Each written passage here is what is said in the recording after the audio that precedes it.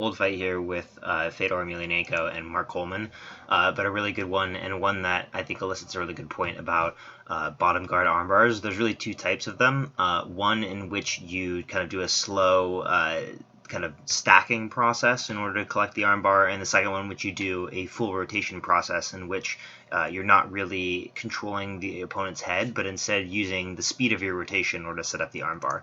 So we'll just let the film play out here in order to have this takedown happen, where Coleman's just going to go for a double leg, take Fedor down, and then after that, we'll take a look at how Fedor sets up this finish.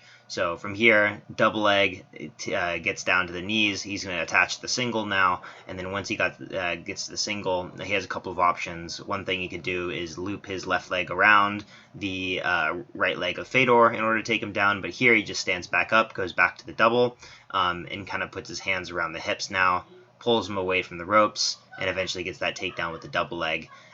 He's going to put himself here in full guard instead of in half guard, and this is a difference that we've seen over the last 15 years or so since this fight happened, which is people are not as interested in going into the full guard anymore because there's more submission opportunities, and instead they would elect to take half guard, which still keeps the control that you would get from having leg weaves, which we've talked about, but doesn't put yourself in the same risk of submission. So from here, Fedor is going to start taking the armbar. So we're going to go back and take a little bit closer look at how that setup happens. So first thing that he's going to do is kind of control the arms, make sure he's not taking too much ground and pound, and then he's going to take his right hand and he's going to weave it underneath the leg. So he's going to take one punch here, and then from here, he's going to take his right hand and he's going to throw it under the leg here. So right there, you can't see it from this angle, unfortunately, but his right arm, we're going to show kind of we're going to have a point here for the shoulder.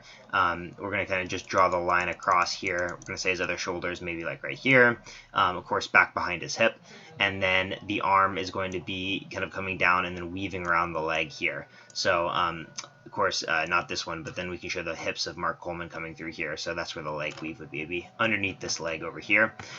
Once we get that connection there, he's going to continue rotating his hips in order to get the best angle for the armbar. Now here again, this is not a ladder up armbar, so he's not actually having any control over the head at the moment.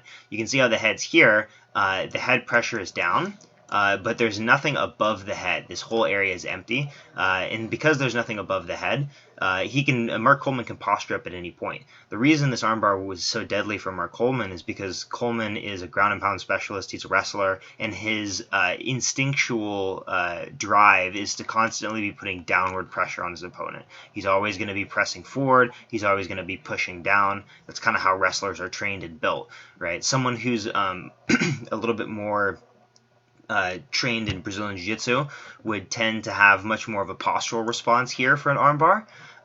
But then again, they may not have the ability to get Fedor down in the first place, right? To get to this situation, even to get armbarred, right? Because Fedor has very good takedown defense.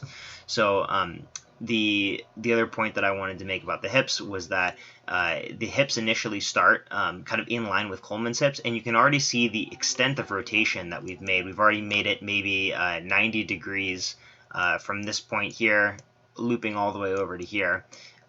So if we were to have this kind of looks like 180 degrees, honestly, but it's not. It's about 90, right, moving away. 180 degrees would be the hips kind of moving all the way over to this spot here, so that we would get this kind of full 180 degree effect. But the point that I'm trying to make is that the hip rotation happens very fast, and it happens very fast because the arm's underneath the leg on this other side, which allows that rotation to happen very quickly. We've seen this in a recent UFC fight that we analyzed. So once that hip rotation happens, now all he needs to do is throw this leg over the head, and then that's going to solidify the head position and be able to get the armbar. This armbar works because of speed. There's nothing on top of the head, so if Mark Coleman wants to get out of it right now, he can. But if he elects not to, the armbar happens so fast that the rest of the process is pretty self-assured. So we'll take a look at how that works at the moment. Gets himself over the top, throws the leg over the head, hips into it, and Coleman's going to fall over to the side trying to defend, which was not a good idea. There's the tap there. And so, yeah, quite a quick armbar. It's mainly a speed armbar when you don't have any head control, and when you do have head control, you can do something that's slower, a ladder up armbar. We'll probably talk about that at a later date.